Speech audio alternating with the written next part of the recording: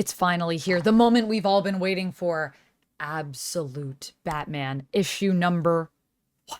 I personally have been waiting for this for a long time, and man, it was worth the wait, friends. Was it worth the wait?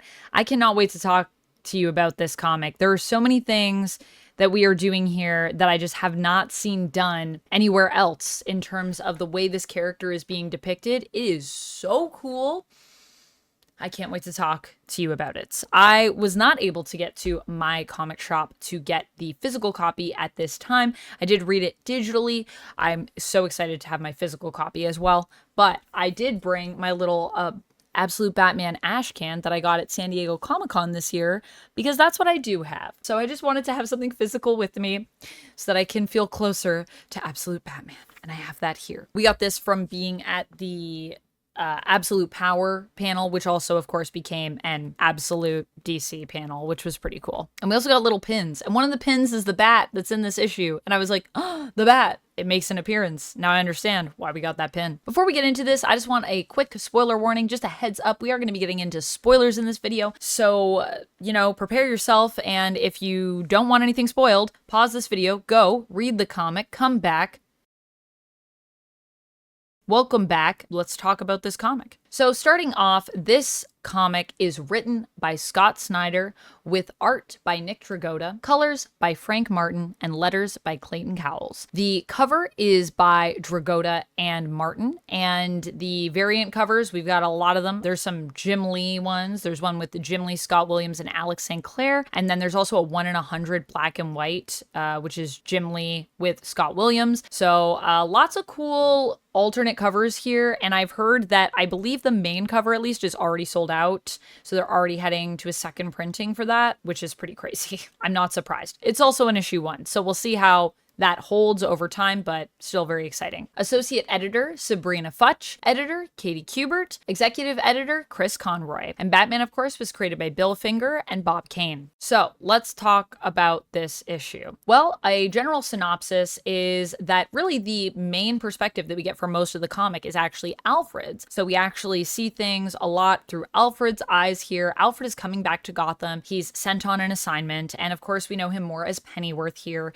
He is still kind of a servant of a kind, but he is a hitman. He's tracking people down, he's taking them out, and he's come to Gotham to observe, not to take out at this time, the Party Animals, which are a new gang that has sprung up in Gotham, which is also coinciding with a time where Batman is finally kind of hitting the scene. Batman, as we learn in this, has a tragic backstory. He has studied abroad, but he has also spent a lot of time in Gotham working pretty much every job, and also training as a boxer, and he has a lot of skills to bring to the table and a lot of knowledge in terms of how Gotham works when he hits the scene to finally confront the Party Animals. And this happens at the town hall when, of course, everyone in the city has gathered, or at least a lot of concerned citizens have gathered, to talk to Jim Gordon about all of this crazy crime that has been happening because of the Party Animals on the scene. We also get introduced to a couple villains that we know from the Batman Rogues Gallery, if you will. Some of them are actually don't seem quite as villainous here, although they might be still kind of sketchy, but they're not villainous. They're actually friends with Bruce Wayne. And then we also get Black Mask, and we also get a little teaser at the end where we get a sneak peek at Joker in this reality. So, what did I think of it? Well, there's a lot of things that I loved.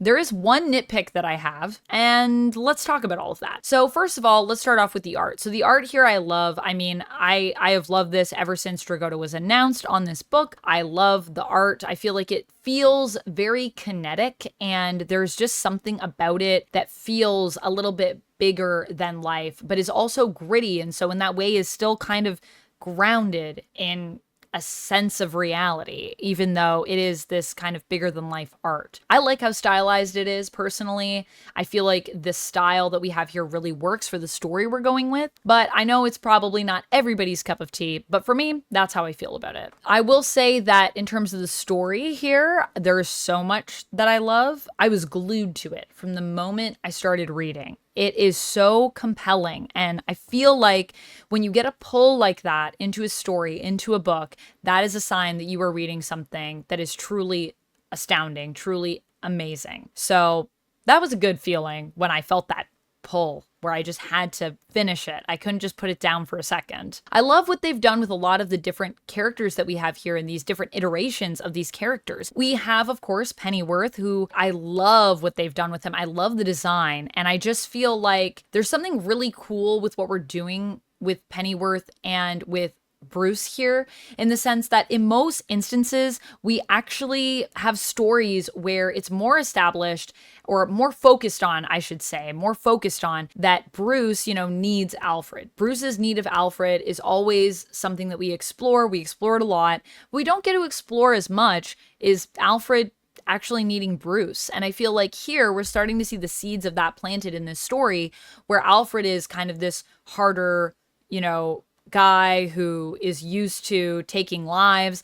And I think he's going to learn from Batman just the importance of holding on to a sense of humanity. Whereas usually Alfred is the sense of humanity for Batman and helps ground him so that he doesn't go off the rails. And speaking of Batman going off the rails, something that I feel is really cool here is that we have a Batman who, one of his core principles being established here is the fact that he's crazy like a bat.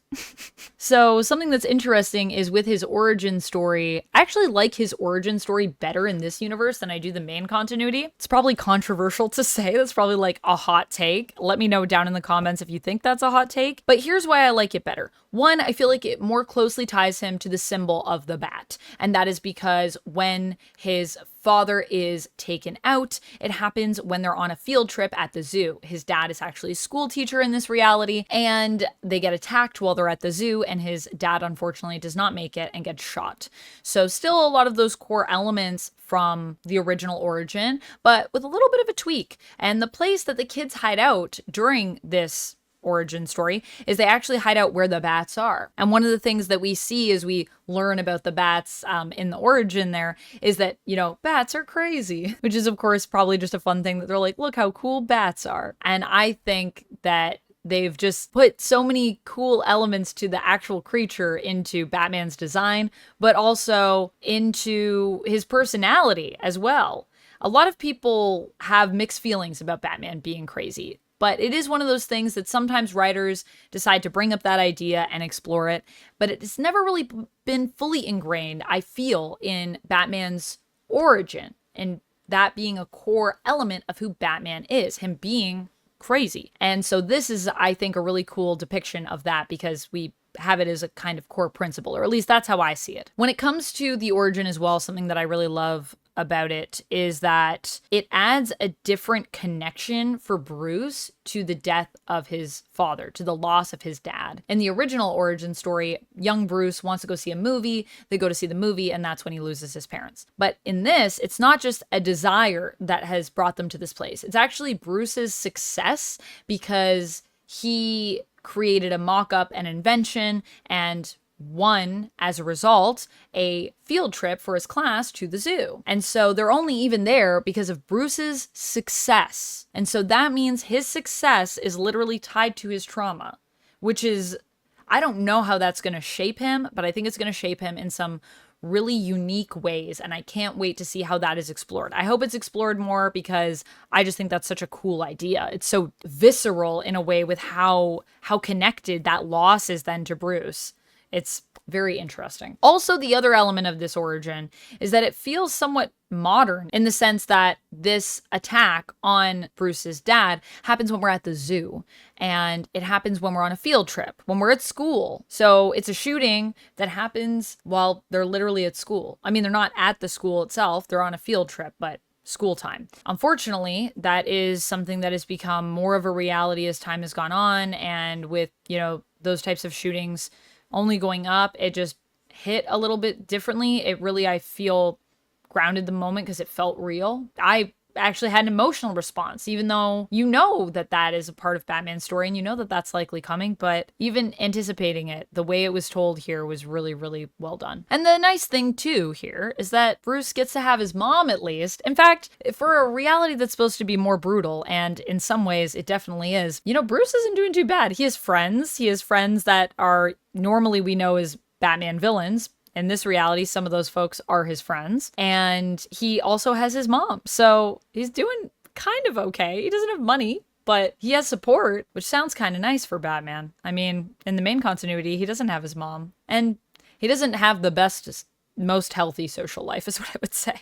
Although I feel like him moving into becoming a hero might cause a rift. And so maybe those friends are not going to be around for very long. We'll see. In terms of the brutality that we see in this comic, though, man, is it brutal. And a lot of that is because of Black Mask and how Black Mask is depicted here. This is a really cool design for Black Mask, I gotta say. I love the design. I love that Black Mask looks like withered. I don't know what that's about, but there's so many mysteries with him that I just can't wait to find out what's going on with him and his group and what's going on with the party animals who are working for Black Mask. That's his gang, basically. They already established Black Mask as being this really scary guy, with the fact that he is introduced to us here and immediately takes out Maroni and Falcone, which is pretty insane. So we've already put him at this really high level. He has this obsession with death masks, and we also get to meet some of the characters that are in his close group, like Dr. Benjamin, who I wondered if this was a deep cut to something. I couldn't find anything. I found a couple other Dr. Benjamins in the DC universe,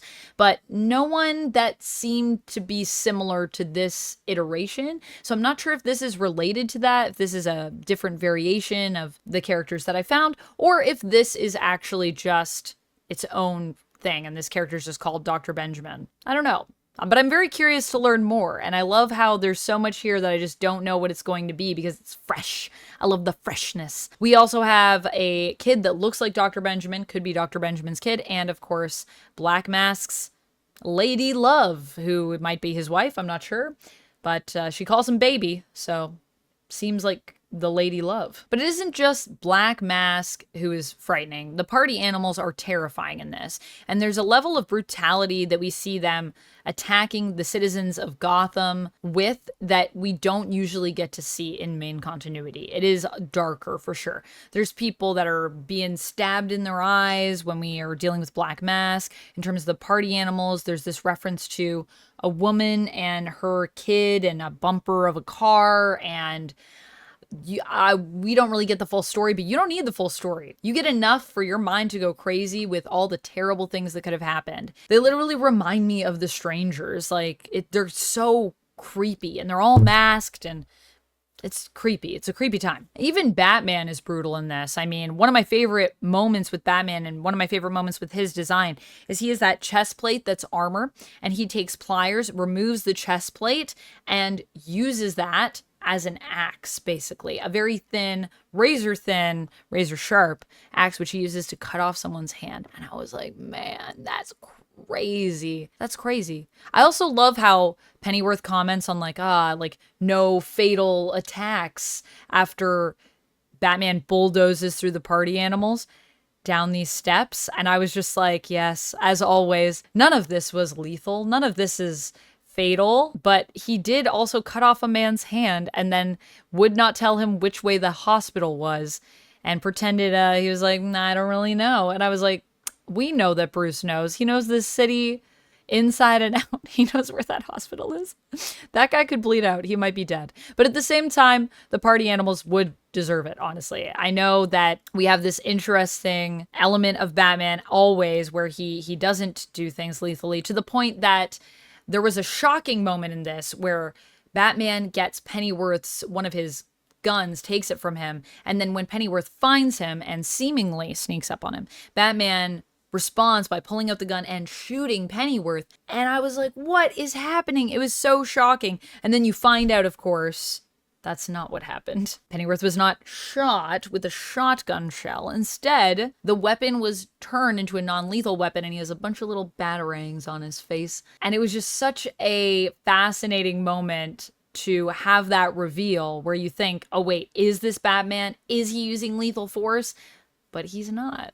He's still not doing that. And I love that this comic has so many moments that are genuinely shocking and where I feel like there's actual payoff. With comics, because they're cyclical and we always go back to ones, to a certain extent, there are going to be moments when you read a story and they're like, it's the end of the world. And you're like, of course, the end of the world again. And there's no shock, there's no awe, because you just become a little bit jaded sometimes. This is a comic that was so refreshing to read because every moment that I felt was shocking was genuinely earned and was genuinely shocking. And I have faith as well, just that this is something that is completely new, where there will be stakes that are going to be perhaps a lot more real than we're used to seeing in the main continuity. This is also a new reality, so it feels, you know, more dangerous, at least right now. Not as many things have been established. We don't know who's safe and who's not. At the end of this comic, we also get a tease for Joker and how Joker is basically the opposite of the Joker that we know. He's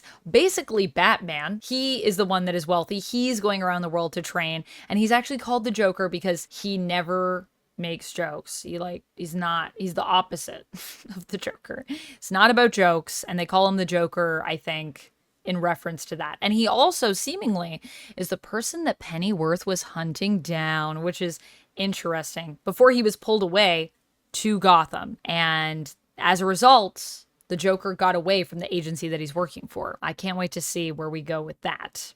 That's going to be interesting. And I can't wait to see what they do with Wonder Woman next. Goodness, we are living in a good time. There is a lot of good comics out right now, friends. Overall, I have to give this comic a 5 out of 5. It was flawless. It was perfection. I loved it a lot. I cannot wait to read issue 2. And yeah, I'm a big fan of it. I just feel like from the art everywhere. Oh, there is the one thing that I forgot to mention, though. I do have a nitpick, but it's not enough for me to take off, let's say, a batarang here. That's simply the letters. And now I love Clayton Cowles' letters, so this isn't Clayton Cowles. If you're watching this video, I want you to know I love your letters. Your letters are great. But it's just the last time I was reading Batman regularly during Tynion's run, I believe Clayton Cowles was on the letters there, and so for me, when I saw, especially when we go into Alfred's perspectives, the letters that we're using there, the way they look, it took me back to Prime Earth because of when the last time I was reading Batman regularly. That's the thing. But it's a very small nitpick, and by the end of the issue, I didn't even notice it. So